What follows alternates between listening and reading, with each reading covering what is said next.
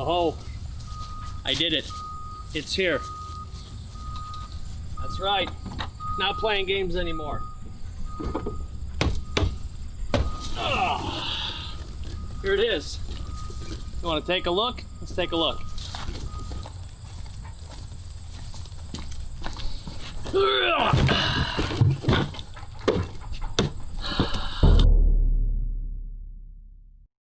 What is it? It's the Yardbird chicken plucker. Why did I buy it? Well, I started out the first round trying to go the economical route. Now, you could go the primitive route like grandma and great-grandma did, reaching out there on the farm, grabbing a chicken by its neck and plucking them by hand. You could, and if you're a purist, maybe you will.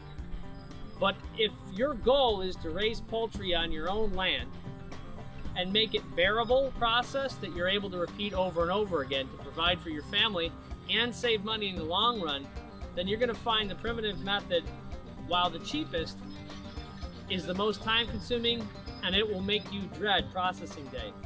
Now, if you remember my first video, I tried on the first day to go with the more mid-economical approach, which is a drill with the drum and the chicken plucker fingers. And it went something like this. Not ideal. Not only did it bruise and tear the skin, but it got feathers all over everywhere, including my face. So you'll also remember halfway through the day I stopped because I found out through conversation that my brother-in-law had a friend who owned a chicken plucker, this exact brand of chicken plucker, and they were willing to rent it to me for a nominal fee of $50 for the day. After having done that, I was sold. I saw the value and I saw the benefit in the sheer time savings that this unit brought in the rest of my processing round one. So here we are starting round two with another 28 birds at this point. And looking forward, I do not regret purchasing this at all. At the time, I couldn't find it for sale anywhere, but now I was able to find one, shipped it right to the locals, Tractor Supply, and picked it up.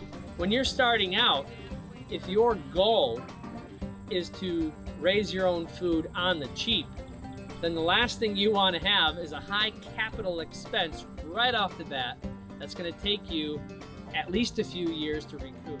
But after having done it, if you've decided that this is something you're going to practice and this is going to become part of your lifestyle, raising your own birds on your property, then I would absolutely tell you, don't wait. Go ahead and get it. Now, having gone through one round already and coming into round two, the last batch of the season, I've already got my plan. I already understand the process, and now it's just about refining the process and making it more efficient. And that is where this machine is going to come in. I'll tell you what, this lands right in the middle of the road because you can go on the cheap end or you can go on the high end. I mean, you've got the brand name, the Easy Plucker that you see tossed around, and that's American made, and God bless it, that's wonderful. I believe made right in Indiana.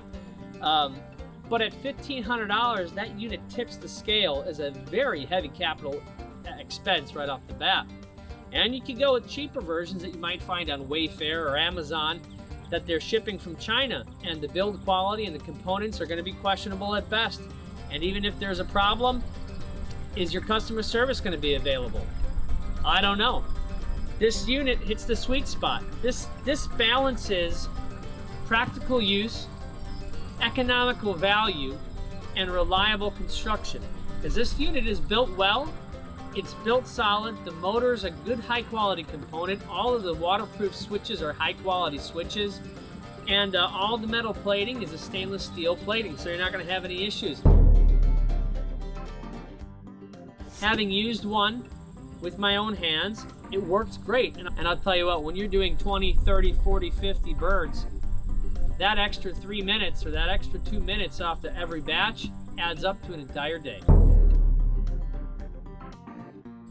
So we're gonna go ahead and open up this box, see what the packaging is like, and I'll even give you an instructional tutorial on how to put this thing together. We'll test it out for the first time and make sure this unit works before I get to processing day. Let's get this baby opened up.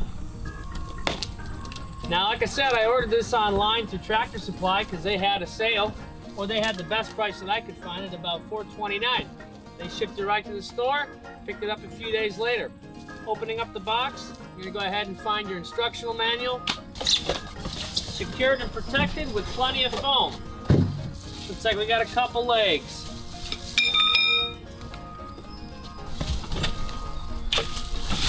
Whew. It's a little heavy and a little awkward. Now everything's locked up.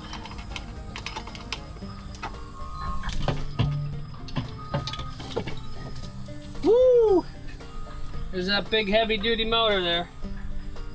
Set that down gently. Actually, go ahead and keep that set right in the foam so that we don't damage the shaft at all. Alright, so as I'm unpackaging everything, the unit comes in a few pieces. There's going to be some assembly required, but not so much.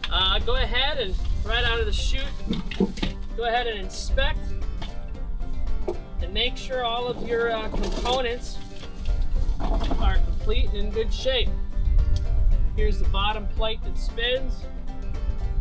Okay, taking a peek at it. The key and everything for the shaft. Looks like that's where that's supposed to be. All the metal looks fine, free from dents and damage. It has all of its clasps. All of the rubber fingers are in place.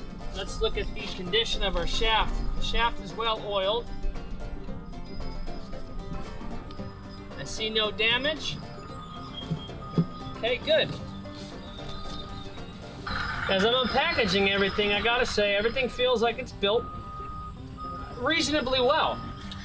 I mean, it's probably not a $2,000 unit quality, but for $450, I anticipate with this heavy-duty water-sealed, weather-sealed motor, I don't have any doubt that this thing will last many, many, many years as long as it's well taken care of and cleaned up and put away.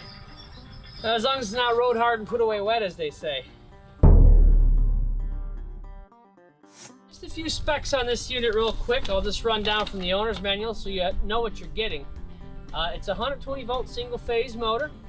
It comes with 2 wheels. Horsepower, it's a 1.5 horsepower motor with an RPM speed rating of 300 miles an hour. It includes 110 fingers, so you can get plenty of contact with the birds to pull those feathers out. It weighs 88 pounds.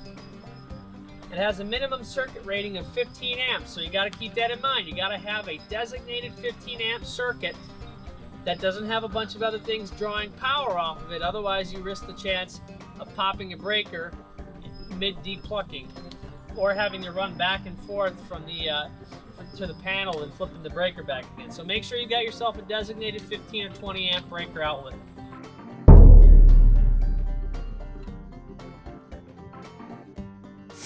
All right, so tools you're gonna need a few sizes. You're gonna need a set of 10 millimeter, either 2 box end wrenches or ratcheting or a socket and a wrench. You're also gonna need the same, a pair and 1/2 inch for assembling the bolts. And you're also gonna need what looks like an 11/16 socket or wrench. And we're gonna go ahead and assemble the axles. So on the axles, you've got 2 halves here. Go ahead and slip those in. And then you've got these axles, the tires that go on the end over the shaft. You're gonna go ahead and bump that up with a washer and an M8 nut. This is where your 11/16 comes in. Flip it around. Go ahead and slide the axle on, washer, and the other M8 nut. Now we're gonna switch over to the 11/16 inch socket. Go ahead and tighten down our end bolts, or end nuts for the shaft. Now you don't have to crank it down super tight, just enough to keep the wheel in place. If you over crank it, it will restrict the wheel's rotation, so you don't want to do that. The next part is going to be assembling the legs on. So I'm going to go ahead and utilize this foam here, flip the box over, and set this on here to protect the shaft from getting damaged at all. All right, so now the next step is to go ahead and assemble the 3 legs onto the unit. So So with the unit flipped upside down and the power box facing towards you, choose these two legs right here to go ahead and set your axle legs in. You're going to want these bench brackets to face out this way, perpendicular to the unit. That way your axle can come through. So go ahead and slip those on. So if this is assembled correctly, these legs will be here between the power box, and on the back side you'll have the one drop leg. So go ahead and line those holes up. Make sure you leave a washer on the back side here as you come in from this side. Push it through the hole, place on your second washer, followed by your nylon nut. And you're going to do that 6 times. Go ahead and get your 1/2 inch box end wrench, your 1/2 inch socket. Gonna switch that out.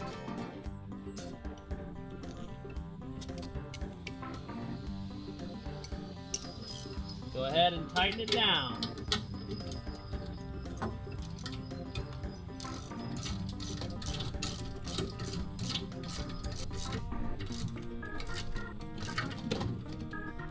Okay, there's one. Again, you have your bolt. Leave a washer on. Force it through the hole. Second washer. And your nylon nut.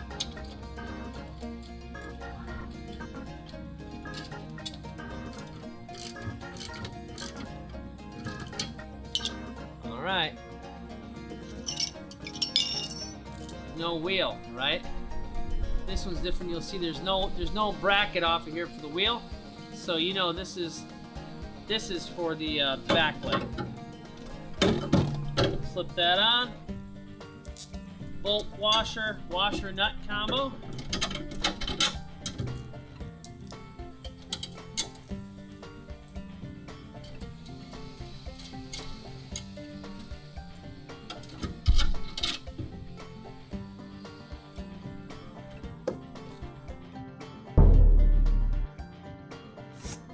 Okay, so the next step, you're going to go ahead and need your 10mm wrench and 10mm socket, as well as your small bolts, washers, and nuts.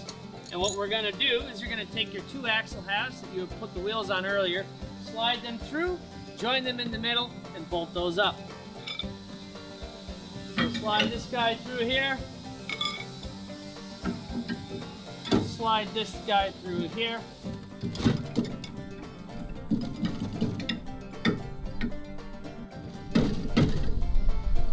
Okay, perfect. And we got our axles in. Go ahead and take your bolt washer, feed it through, and then insert your next washer and nylon bolt, and thread those up. Repeat the process and Bob's your uncle. Now I'm curious, here's a poll question. Let me know in the comments. When you take your ratchet and your wrench, are you the type of guy who likes to hold the nut and put the ratchet on the bolt? Or are you the type of guy or gal who likes to put your ratchet on the nut and hold the bolt with your wrench? Just curious, not judging you. It's kind of like a right hand, left hand thing. I myself tend to gravitate towards wrench on the nut, ratchet on the bolt. All right, we got those tightened down. Now we're ready to flip this baby over and set it on its wheels.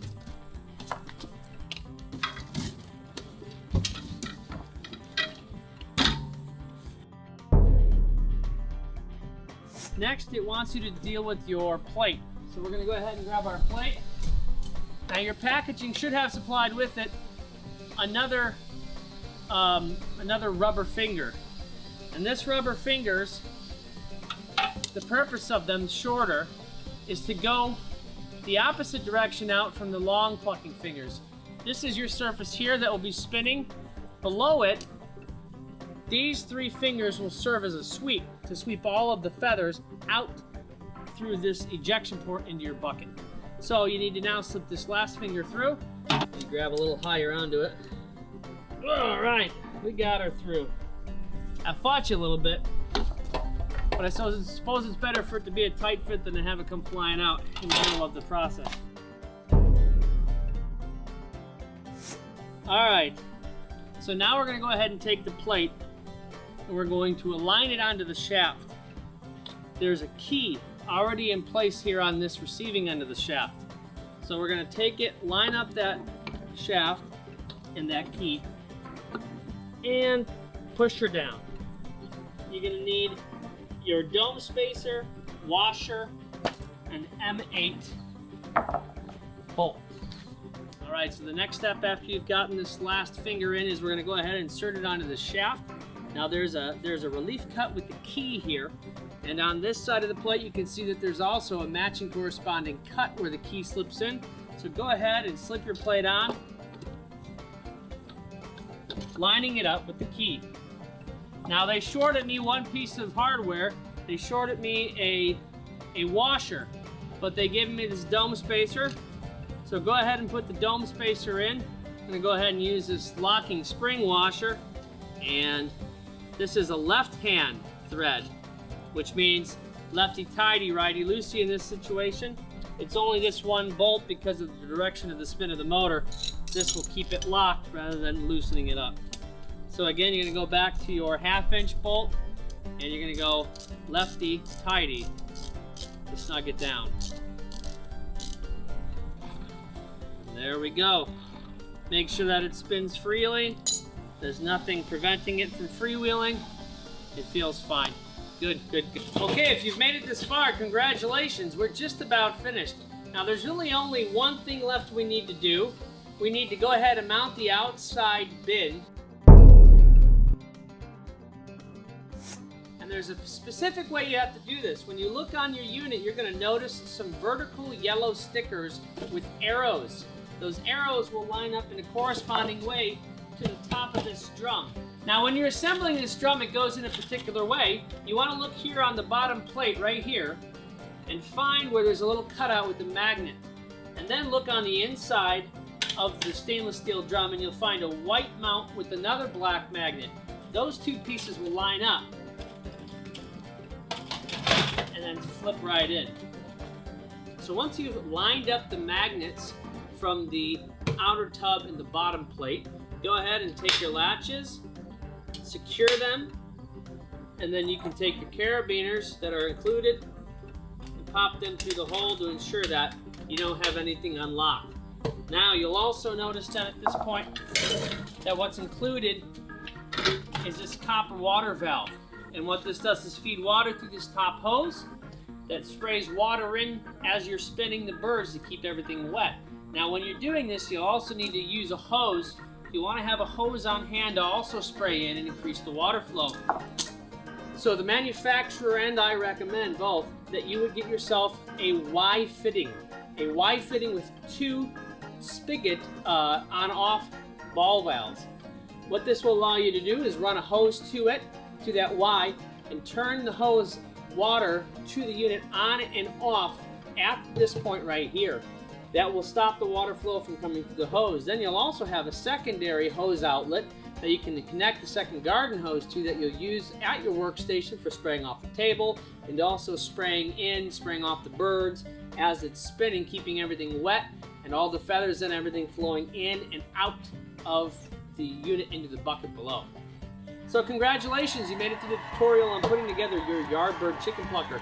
If you have considered buying one but you've been on the fence, I would say absolutely go for it. Pick up your chicken plucker. If you're going to do this on a regular basis, providing meat locally grown on your own land for your family, this tool is a must-have.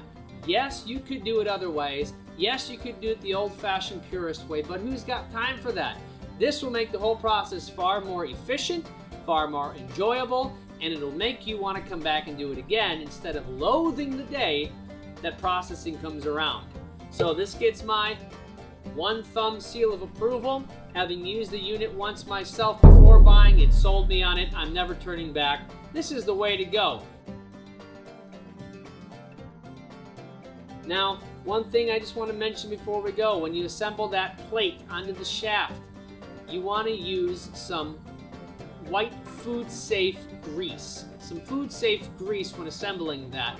And periodically, maintenance-wise, you're going to be taking this unit apart after use and cleaning it, bleaching it, rinsing it all off. You want to go ahead and make sure you re-grease that shaft so that it doesn't bind up and so that you can easily assemble and disassemble this unit. If you have any other questions, hit me up in the comments below. If you like this video and my tutorial on how to put it together, if it was clear, concise enough for you, and it helped you, please give me a thumbs up. That will help me get noticed on YouTube. The algorithm will share my video. My effort will go farther if you go ahead and share, like. And we will see you on the next one.